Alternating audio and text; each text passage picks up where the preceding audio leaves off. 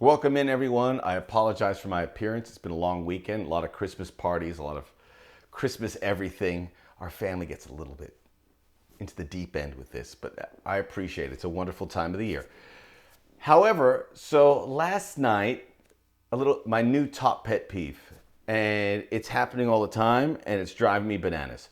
Last night, I felt nostalgic, got a group of friends, went out to Sunset Boulevard. You go to the Rainbow Bar and Grill, old rock and roll establishment, and then you go to the Whiskey A Go-Go. We were going to watch Dokken, and it was supposed to be a reunion of Don Dokken and George Lynch coming back together. I know you're young and looking at me like I'm a lunatic right now. And by the way, I felt really old when I was there, which is kind of the problem. So had a great dinner, and then I went to the venue, and I was under the anticipation they would start playing around 10. They started playing around 11, and everyone there is really old, so no one wants to be out till 2.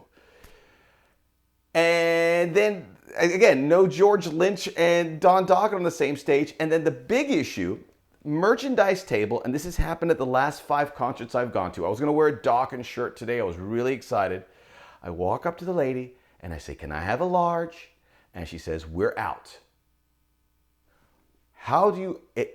You're on a tour. How do you run out of large? This is not a perishable product. If you don't sell it today, you'll sell it tomorrow, or you'll sell it in 2024. It's not going to go bad. But why do I keep going to concerts and they never have large? She goes, "You want to try an XL? Do you want to try a medium?" I go, "No, I want a large." And so did the 100 people, or maybe 10 people before me who sold you out. You see? Saturday was a big day. I was going to go to Carson to watch the USA Bosnia Herzegovina game and go to Dokken and feel like a real legend, but I couldn't pull off both. And here on the Soccer OG, hello. How's everyone there? Is everyone good? By the way, check out the Soccer OG podcast. Eric Winalda had some interesting comments about this USA game after the fact in his car on his social media. He was my guest last week, so check it out if you haven't heard it. This week, I have Kaylin Kyle, former Canadian international and now broadcaster for beIN Sports and Paramount, talking about USA Canada. And I'm going to preview it early. It's going to be here January the 30th. So get in early to talk about it, because when that game gets here, it's going to be bonkers. Hamilton, Ontario, in the cold, small stadium, new big rivalry in CONCACAF. Get ahead of the curve. That's what we do here on the Soccer OG. Please like and subscribe while you're here as well. Check out my Serginho Dest video. It's really good. Why don't you guys get in on that? Get in on that. So I was going to recap the USA and Bosnia Herzegovina game. And I don't want to get too into the weeds, because this game really is about keeping guys sharp. MLS season ended. You want to get those guys minutes. They had a 2-week camp. It's just engaging these guys and wrapping up what's been a great 2021. And I want to talk about what they did. So we'll talk about the year at large for the U.S., but we'll talk a little bit about this game. I did want to mention something about Bosnia and Herzegovina. This was their C team, many say. It was I don't know anything about the Bosnian League, so I don't really know about these players. But BNH, as I like to call them, is, for a small country, it's done pretty well. They qualified for the World Cup in 2014. They finished 3rd in their group behind Argentina and Nigeria. Controversial game against Nigeria. They could have made the round of 16. They first started qualifying in 1998. I pull for them because they're small and they have great spirit. Great players to come out of Bosnia and Herzegovina. Edin Dzeko, Miralem Pjanic, Asmir Begovic, Said Kolasinac. Guys that play in the Premier League and Serie A. Very, very good. But those guys weren't there. This is just a friendly to keep these guys sharp. But it's not for nothing. And I want to address that. But when we look at the players and what the performances were like, I don't want to go too into criticism, because this wasn't real. I mean, it was a stinker of a game. That's what Eric was saying on his social media. He goes, they don't have pride. They don't have respect for their fans. I go, this game kind of doesn't matter. We blew it out because that's what we do here. We're talking about the U.S. men's national team, and this was a game. And as soon as it started, you knew it was like, yeah. But the U.S. came out to win. And they wanted to get a historic win, number 17, which they got at the death thanks to Cole Bassett. You could see in the starting 11. Let's go through the starting 11 really quickly. as Greg Berhalter played a very experienced squad, which we expected. We want to see some young players, but we know that's not how it works. The young players have to go through a process, and I respect the heck out of Greg for being consistent with that process. But this was the starting 11. Matt Turner, George Bello, Henry Kessler, Walker Zimmerman, Brooks Lennon on right back, Kellen Acosta, Jonathan Cardoso, which was a really nice development there to see if he could be that guy to perhaps back up Tyler Adams, Christian Roldan, Jesus Ferreira on the wing, Ricardo Pepi, Jordan Morris. Jordan Morris was obviously a big story here because he's coming off the big knee surgery and you want to see what he could do. He's a player that, when healthy, and he had some good moments here, could get on that World Cup squad because he can do things that very few can. I guess the comparison is Paul Arriola, but Morris is a bull. He's a big guy who can play a couple more positions, so he's a valuable guy, if effective and healthy, on a roster. And Greg Berhalter certainly touched on that, said about Morris, he's trying to work off the rust. He's doing a great job, excited what he can do in January, which suggests maybe he could get back on this team. So I don't want to be too critical or too complimentary of any of these players that were there. Ricardo Pepi, a bit wasteful, arguing to the refs a lot. He was getting pushed around, but they could, so why not get under his skin? But Ricardo Pepi, you've got to keep an eye on him because he is a number one, and the second option we don't know. So if he starts to struggle, it's a problem for the U.S., and I think they would have to find an odd alternative. You don't put Josh Sargent in there, or Jossie Zardes, or Matthew Hoppe. All our strikers are out of form or injured or something. So it really is Ricardo Pepi's job. He had some nice moments, but he had some really bad ones too. So that kind of stood out in a weird game. Jordan Morris was good. The rest of the attacking players, it was kind of a working project. We'll talk about the subs. Let me go through that really quickly. Zardes came in for Pepi in the 62nd.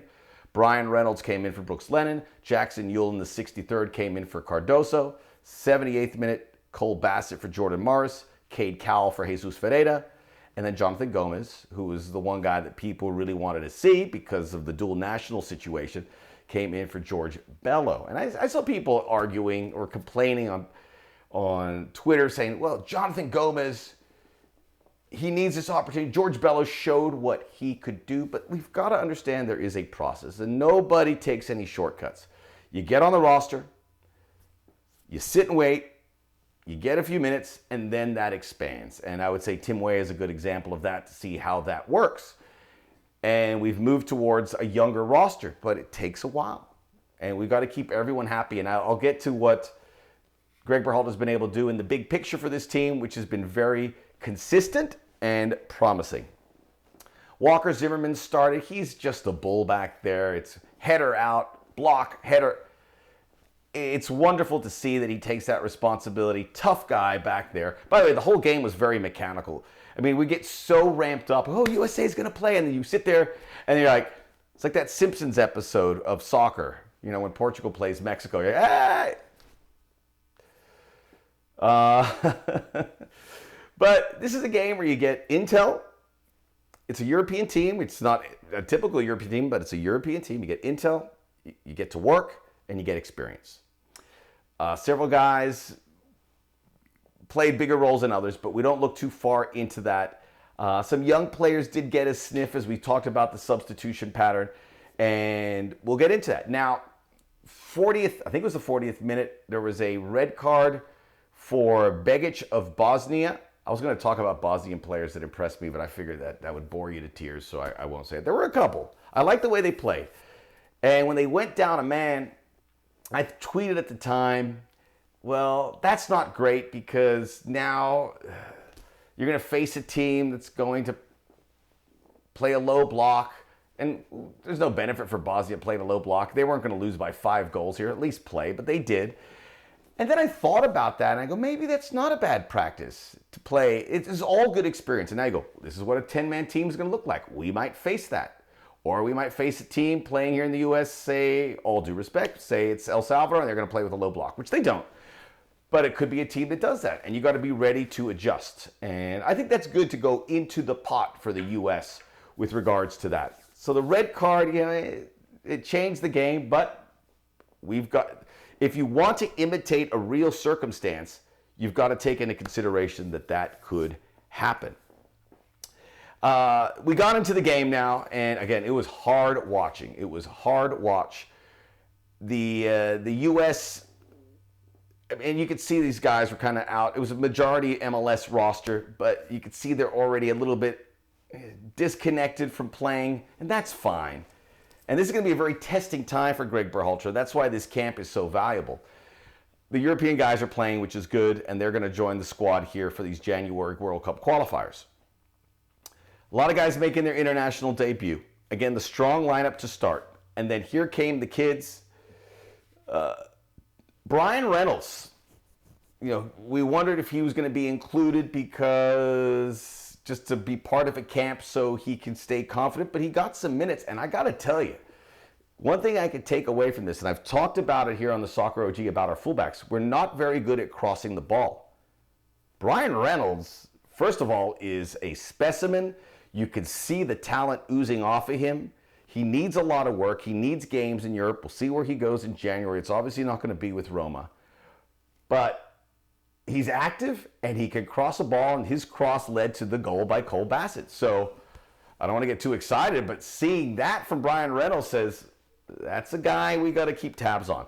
And Greg Berhalter facilitated that with this. Gomez coming in the 84th minute. Obviously, we'd like to see him get more minutes. But man, he came in and was impactful. He was involved in the goal. So the fullback situation looks a lot better with Reynolds and Gomez. I think more so than Bello and Lennon, obviously. You got to feel good for Brooks Lennon, a guy who's worked really hard. He's got this U.S. men's national team call-up. He got a cap. Good for him. Is he going to be in the big picture? Probably not. But we're looking, fullback is far from being firmed up for this team. So, and we got to see a lot more from Gomez and Reynolds, but I was happy what I did see, and I'll take away from this game that those guys are going to put their hand up in 2022. Gomez is an incredible teenager headed to Real Sociedad. Keep an eye on him, and hopefully he stays with the U.S. We'll see if we can cap tie him at some point. But when? You have to cap tie him in one of these qualifiers coming up. Cole Bassett scoring the goal. Wins matter, right? Wins matter. So this was they played 22 games this 2021, and the U.S. won 17, and this was the win. You could see about that. And you talk about winning, and it's better than losing or tying, right? So with the U.S. team getting that result, that was huge. Not huge, but important to keep confidence up. 17 wins. You could say that was history. You could say that was achieved. 2021 was a success. It means nothing if they don't qualify for the World Cup, but you put yourself in position to get that. So congratulations to Cole Bassett, another guy who's probably on the outside looking in, but what a moment for him. You want to have a good atmosphere, good energy around this U.S. men's national team camp.